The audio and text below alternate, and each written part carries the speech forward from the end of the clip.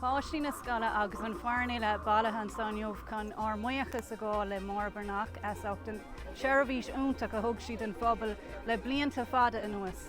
Tá cuioine úntaach a going is tóca bhí an Oifig a Phoist agus an siopa lárnach in our saol nor bhí mar óg. Is cainm tachtan sa le muintir móna bliantó hin agus maill seán álinge gáil. So tá cuioine álinge going ar fad an Oifig a Phoist, agus tá míad fíorbhrónach ghfuil sé go macht ón ceantar neomh. Tá ceangail páirsanta gom haon is tóca leis an Oifig a Phoist aráin, mar is chias a bhaill fuca a thosnaigh an Oifig a Phoist ciad lá nuair bhí ma hin han tuis mathirí I gceannas ar an Oifig chias a bhaill fuca blianta siar ó hin. Seamas agus móra ó Maracú. Amíta chun na blach de sheirbhís ó Scoil Náisiúnta Rinne ar bhara chun gur míle maithachtarráil Máire agus le Jimmy darnáinmh a fear chéile. As an Oifig a Phoist a chumad gomachtún feag de blianta fada, ba mí caiilte gan an Oifig a Phoist, mí gan bhránach a neomh. Ach seo curtha buchas ó singe go léir, agus seasan gach páist an Seoladh ag clán éigean sa pharóiste to make an sheirbhís seo in eistebhar hinis. So it's mór an trúe ach chuir mí gachráchart sa Máire agus hasúlinn go méid cúpla bliain áling rót amach sanna siúrí có háda casat.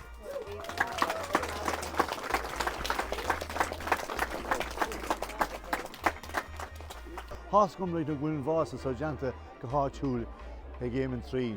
Tá sé go déis as pí a scriteile, as tá sé rá go sé brunta ag cóla pobl na Rinne, ar chlánaí bhar a chú I bhreanig. An chórtha buchas, as a sheirbhís trí lúna há tucha go in Oifig a Phoist leis na blianta. sé me henne har a bhíann le nó ag tá sachan fágáil, breis is céad feithe bliain ach as an sunba tháinig inín breis I ggóbhacht ar siúd ins na haimpean 10 is an trocha 10 a bhí sí siúd an san sustí 75 as an son tháinig Jimmy gan éon trochra thusan sa as a bhain céile mára há fósan sa go dtíon lá an jubhan agus sé seán lá déanach don tréimh se son. Breis is céad feithe blianach ina fad agus is mór a chuide. Ní raibh nes blachas baint amach going ní raibh 90 séideag ná feic mar sin tálathe. Tein an saoil ar aig agus cha míid lecha leis. Bhain mar tainmhes aidirhís an sheirbhís a bhíann éiad an áfuil an gléach céan ar an sheirbhísú. Tá cúsla go héir dar nó agus dá bhrí sin is teis é seo cheúir in jobh. Ógáid an speisialta an seo an óh de Máire san Oifig an Phoist an Rhein. Lá brúnach atá an cumá mar tá Oifig an Phoist imethe. Seo rud tábhachtach sa pharóiste an seo agus tá sé go duna go bhfuil sé dul inis. So le cúnamh débeig bhí ábailte an Oifig an Phoist a thuirt arás an seo go dtíon Rhein I gceann cúpla bliain.